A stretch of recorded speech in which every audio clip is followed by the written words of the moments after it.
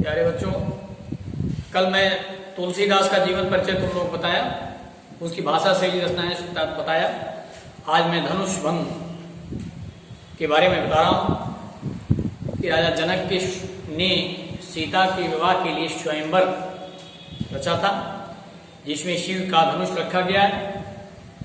उसे तोड़ने के लिए राजा ने प्रतिज्ञा किया कि जो इस धनुष की प्रत्यंचा चढ़ाएगा उसी से सीता की विवाह होगा या सीता के गले में जमा डलेगी।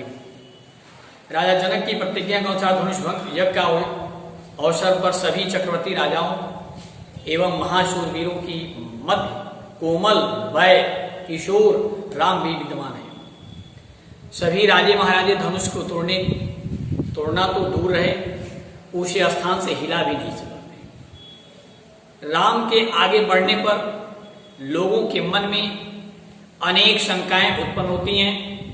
कुछ उन्हें महाबली, प्रतापी और प्रभावशाली भी बताते हैं। अंततः राम धनुष को सुगमता पूर्वक उठाकर खंडित कर देते हैं और राम के जयघोष से मंडप गूंज जाता है। उसका वर्णन यहाँ किया गया है। उदित उदयगिरि मंच पर रघुवर बाल पतंग, विकसे संत सरोज शब हर्षे लोचन प्रेम। भगवान श्री राम उस सभा मंडली में ऐसे सुशोभित हो रहे हैं जैसे उदयाचल गिर से सूर्य भगवान रात्रि को समाप्त करके दिन में उदय होने के लिए आते हैं। आकाश लाल हो जाता है और उनके लाल होने से पूरा पृथ्वी ही सुशोभित हो जाती है। ऐसे में बाल रूप धारण किए हुए बाल पतंग के रूप में, बाल रूप में भगवान राम उस मंच पर विराजमान है। उनके विराजमान होने से जैसे ये प्रतीत होता है जैसे सरोवर में, तालाब में कमल खिलता है और कमल के खिलने से तालाब की सुंदरता बढ़ जाती है, सरोवर की सुंदरता बढ़ जाती है। वैसे ही संत समाज जो वहां बैठा हुआ है वह उनको देख करके, अर्थात उनकी आंखें जो उनको देख रही हैं, हर्षित होती हैं, यानी प्रफुल्लित होती हैं, अत्यंत खुश होकर उनके मंगल की कामना करते हैं और वह ईश्वर से प्रार्थना करते हैं, हे भगवान इतनी शक्ति जरूर दीजिए कि ये प्रभु स्वयं इस शिव के धनुष को खंडित कर दें और सीता रूपी वर्ण जो है वो इनको मिले, अर्थात सीता इनके गले में जयमाल पहना दे।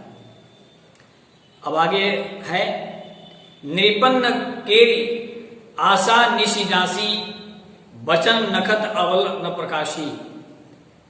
मैंने भगवान राम इस तरह से जनक के सभा में विराजमान है जैसे रात्रि रूपी अंधकार होता है, आकाश में तारे दिखाई देते हैं, लेकिन ज्यों ही सूर्य उदय होते हैं तो अंधकार भी दूर हो जाता है और वह तारे भी आकाश से समाप्त हो जाते हैं। ठीक वैसे ही भगवान राम के उपस्थित हो जाने से वहां के लोगों के बीच यह कष्ट जो है, अर्थात धनुष तोड़ने की जो बात चल रही है, वह वैसे ही नष्ट हो जाता है जैसे लगता है कि भगवान स्वयं इस धनुष को तोड़ देंगे। और कैसे वहां के राजा महाराजा उनसे देखकर संकुचित हैं, लज्जित हैं। बड़े बड़े राजा भूपति उस धनुष को हिला तक न सके, लेकिन प्रभु राम उस धनुष को फूल रशिश अपने हाथों में लेकर के और उसे खंडित कर देते हैं। कहते हैं कि जब राम धनुष तोड़ने के लिए जब धनुष तरफ आगे बढ़ते हैं तो जो जनकपुर के नर और नारी अत्यधिक प्रसन्न हो जाते हैं। कहते हैं कि बंद पितर सुर सुकृत संभारे, हे मेरे पितरों पूर्वजों, अगर जुड़ास भी थोड़ा भी हमने अच्छा कर्म किया है तो उस कर्म का फल तो मिलना चाहिए, और जो कुछ पुण्य मुझे थोड़ा बहुत मिला होगा उसको भी मिलना होगा। तो इस शिव के धनुष के अंदर जो भारीपन है, जो कठोरपन है, उसको हल्का कर दीजिएगा। हे गणेश देवता, जो विघ्न को विनाश करने वाले आप हैं, आप इसको विघ्न को दूर करके और मेरे प्रभु राम को इतनी शक्ति दीजिए ताकि शिव के धनुष को तोड़ करके मां जानकी द्वारा जयमाल अपने गले में पहन लें, अर्थात मां जानकी उनको वरण कर लें। यह है तो शिव धनु मृगलान की नारी, तो तुम मेरे उस पुण्य को, उस पूर्वजों के जो पुण्य है, जो मेरे द्वारा किए पुण्य है, वह शिव के धनुष की तोड़ने की शक्ति इस तरह जरूर दे दें कि मेरे परशुराम उसे तोड़ दें और गणेश भगवान आप उसके विघ्न को दूर कर दें। यह है दुआ है, राम ही प्रेम समेत लखी सखी समीप बुलाई, सीता मातु स्नेह बस वचन कहे बिलखाई।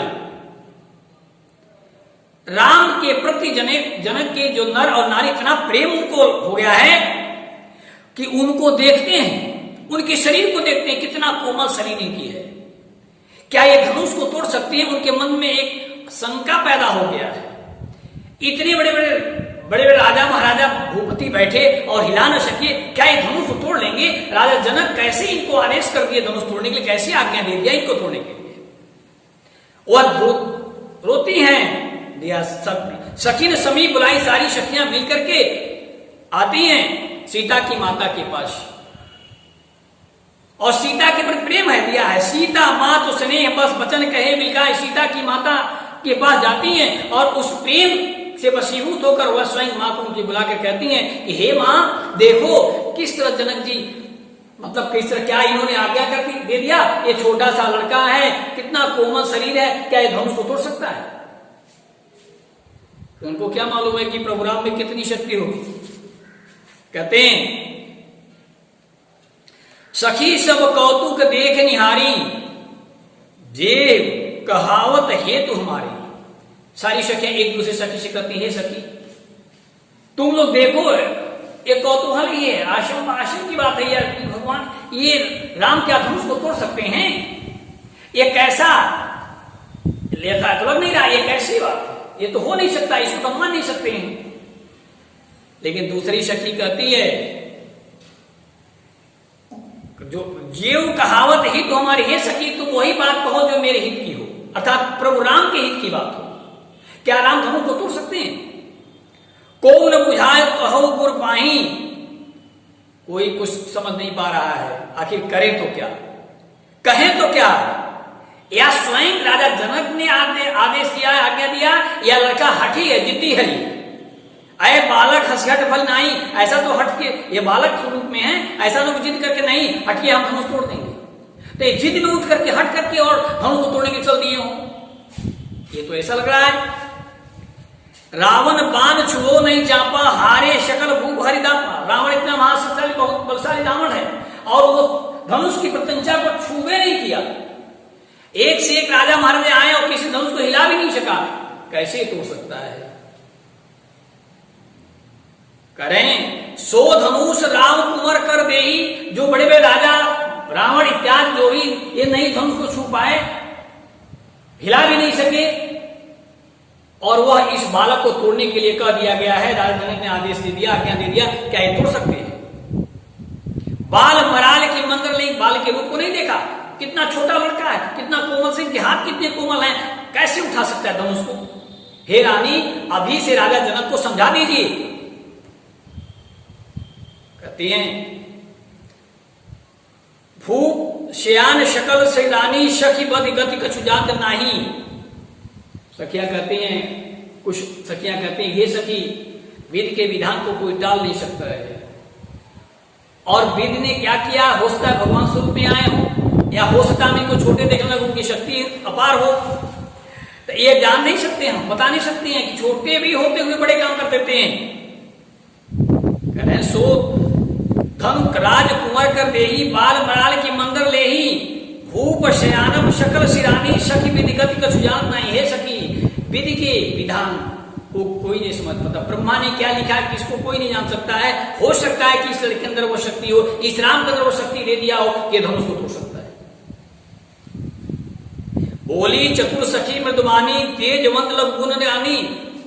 चतुर जो चालाक सखियां हैं वो रानी से कहती हैं कि हो सकता है कि हे सखी, तेजवंत गुणवान की उम्र नहीं होती है, शरीर नहीं होती है, और कि छोटे से उम्र में बड़े बड़े काम कर देते हैं। वही मेरे प्रभु राम भी हो सकता है कि छोटे तो हैं लेकिन धनुष तोड़ने में सफल हो सकते हैं, शक्ति इनके पास है।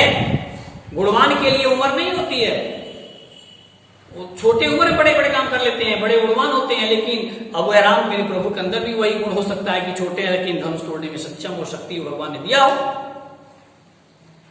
कह कुंभज कहो सिंधु अपारा, कुंभज है और सिंध अपार है, और उसको उन्होंने शोक लिया। शोखम सुजल सकल कुंभज जो है एकदम शोक मुनि सुंदर जो है शोक लिया पूरे समुद्र को ही। जब समुद्र बहुत बड़ा है तो वैसे प्रभु राम मेरे छोटे जरूर हैं लेकिन शिव के धनुष को तोड़ने में उनको लेश मार देना, उस तक तोड़ देंगे।